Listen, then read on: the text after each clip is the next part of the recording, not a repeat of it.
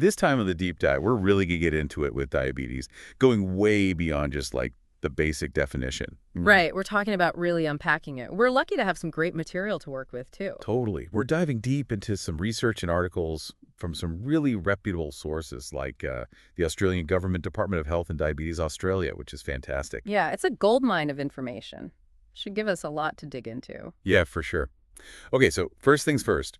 Yeah. When we say diabetes, we're not talking about just one thing, right? Exactly. It's not a single disease. It's more like a group of metabolic disorders. Okay, so what's the common thread that links all these disorders together? High blood glucose levels. Yeah. That's the hallmark of diabetes. Every type of diabetes ultimately leads to that. So that's the thing. There are different types of diabetes, right? Yes, exactly. The main ones we hear about are type 1, type 2, and then there's gestational diabetes. Right, okay.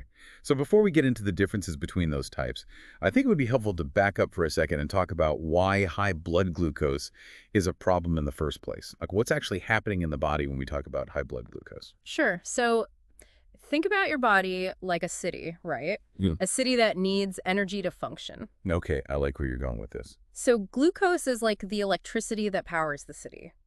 Your pancreas produces insulin, and insulin acts like a key that unlocks the cells and lets the glucose in so the cells can use it for energy. Okay, that makes sense. Diabetes essentially messes with that whole system. Either the key doesn't work properly or there aren't enough keys to go around. So the power can't get to where it needs to go. Exactly. And that can cause a lot of problems. So beyond feeling tired, what kind of problems are we talking about here?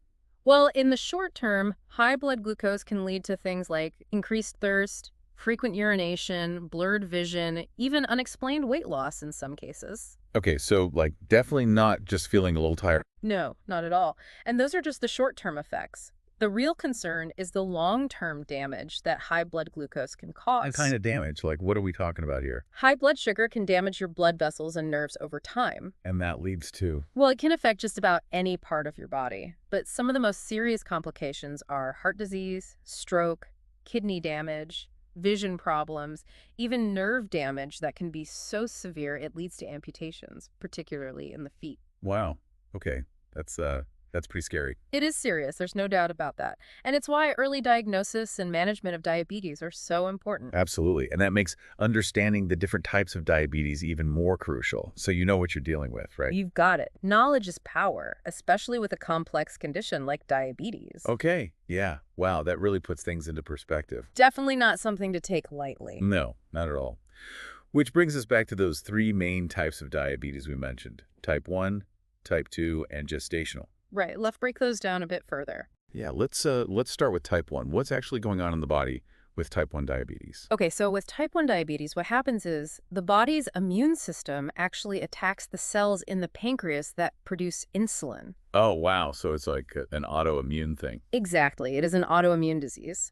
And because those insulin-producing cells are being attacked, the body can't produce any insulin at all. So people with type 1 diabetes need to get insulin from an external source. Yes, exactly. That's why they rely on insulin injections or insulin pumps to manage their blood sugar levels. Okay, and this usually shows up pretty early in life, right? Yeah, it's often diagnosed in childhood or adolescence, Right. but it can actually develop at any age. It's just less common. Okay, so then there's type 2, which we mentioned is the most common type of diabetes. Right, much more common. And it's a bit different. How so? Well, in type 2 diabetes, the body still produces insulin, at least at first. Okay. But the cells become resistant to it, so the insulin can't do its job properly. It's like the key is there, but the lock's all jammed up or something. That's a great way to put it, yeah. The insulin is there, it's just not really doing what it's supposed to do, which is let the glucose into the cells. Interesting. So what causes that resistance to develop? That's the million-dollar question, and it's a complex one. But basically, it's a combination of factors. Like what? Well, lifestyle factors play a huge role. Being overweight or obese, not getting enough physical activity, eating a diet that's high in processed foods and sugary drinks, all of those things can increase insulin resistance. So like the way we live directly impacts how well our body responds to insulin. Exactly. But it's not just about personal choices because genetics also come into play. Right, of course. So if you have a family history of type 2 diabetes, Then your risk is definitely higher. and we were talking about ethnicity earlier too, Hmm? are certain ethnicities more prone to developing type 2 diabetes? Yeah, that does seem to be a factor. Like African American, Hispanic, and Asian populations tend to have higher rates of insulin resistance. Wow, so it really is this whole combination of things. It is, yeah. And then to make things even more complicated, as type 2 diabetes progresses, the pancreas might actually start producing less insulin. Oh, so it can, like, get worse over time? Unfortunately, yeah, it can. That's why, again, early diagnosis and management are so important. I'm sensing a theme here. Definitely a theme. But anyway, moving on to the last type of diabetes we wanted to cover, gestational diabetes. Okay, yeah.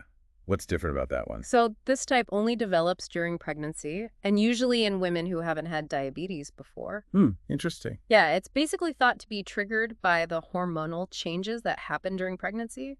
And those hormones interfere with insulin somehow. That's the general idea, yeah. They make the body less sensitive to insulin. So it's like pregnancy throws this whole wrench in the system, even if you've never had any issues with blood sugar before. Pretty much. And in most cases, it actually goes away on its own after the baby is born. Oh, okay, so it's not permanent. Not usually. But, and this is important, having gestational diabetes does increase a woman's risk of developing type 2 diabetes later in life. Ah, okay. So it's definitely something to be aware of, even if it is temporary. For sure. And it's not just about the mother's health either. It can also pose some risks for the baby. Like what? What kind of risks? Well, there's an increased risk of the baby being born too large, which can lead to complications during delivery. Oh, I see. And babies born to mothers who had gestational diabetes are also more likely to develop, like, low blood sugar right after birth, and they might have a higher risk of developing diabetes themselves later on in life, too. So it's definitely something you want to take seriously and manage properly during pregnancy. Absolutely. The good news is that with the right care, women with gestational diabetes can absolutely have healthy pregnancies and healthy babies. That's good to hear. Yeah, it's very manageable with the right approach. Like we were talking about with the other types, early diagnosis and management can make a world of difference. Okay, so we've talked about how diabetes works, the different types, all that good stuff. But there's also a lot of, shall we say, misinformation out there when it comes to diabetes. Myths, misconceptions, you know how it goes. Oh, absolutely. It's kind of crazy how much misinformation is out there. It really is. And it can be harmful, because people might make decisions about their health based on something they heard. That's, like, totally not true. Exactly. So, yeah, myth busting is definitely a good idea. Right. Okay, so myth number one. If you have diabetes, but your blood sugar is well managed, it's no big deal, right? Ah, that old chestnut. Yeah, no, that one's definitely a myth. While managing your blood sugar is super important, it doesn't mean that diabetes just magically goes away. Right, it's not a cure. Exactly. It's a chronic condition, so even if you're doing everything right, there's still a risk of developing complications down the line. So it's more about, like, minimizing the risk Right. rather than eliminating it completely. Exactly. It's a lifelong thing, and it requires ongoing management and attention. Makes sense. Okay, myth number two, and I hear this one all the time. Eating too much sugar causes diabetes. Ah, yes, the classic sugar myth. It's a little more nuanced than that. Because, like, I know for type 1 diabetes, it's an autoimmune thing, right? So, like, Yeah. what you eat doesn't really influence that. Exactly. With type 1, your immune system is attacking those insulin-producing cells, and that process has nothing to do with sugar intake. Okay, so that's type 1. What about type 2? Well, for type 2, it is true that a diet high in sugary drinks and processed foods can contribute to weight gain, and being overweight is a risk factor for developing type 2 diabetes. Okay, so it's more indirect. It's not like if you have one too many cookies, boom, you've got diabetes. Right, exactly. It's way more complex than that, with lots of factors at play. Okay, last myth I want to tackle, and this is one that I think is particularly disheartening. People with diabetes can never eat sweets again.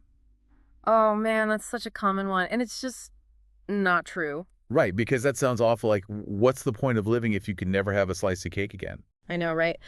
But seriously, it's all about moderation and making healthy choices most of the time.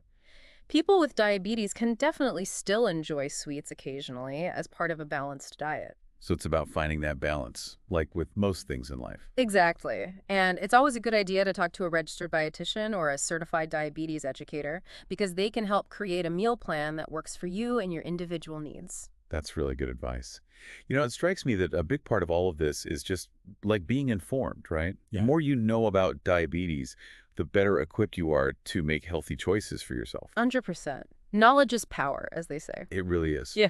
So, as we wrap up this deep dive on diabetes, Mhm. what would you say are the most important things for our listeners to remember? Let's see. I think the biggest ones are awareness and early detection. Knowing your risk factors, like do you have a family history of diabetes? What's your lifestyle like? Things like that. And then, if you have any concerns at all, talk to your doctor about getting tested. The earlier you catch diabetes, the better. Absolutely. Early diagnosis can make a world of difference. It really can. And even though a diabetes diagnosis can feel overwhelming, there's so much support out there, and it doesn't have to stop you from living a full and healthy life. That's a great message to end on. This has been such a helpful conversation. Thank you so much for sharing your expertise with us today. Happy to do it. It's been fun. And to our listeners, we hope you found this deep dive informative and empowering. Don't forget to check out the show notes for links to all the resources we talked about and more. Until next time, stay curious.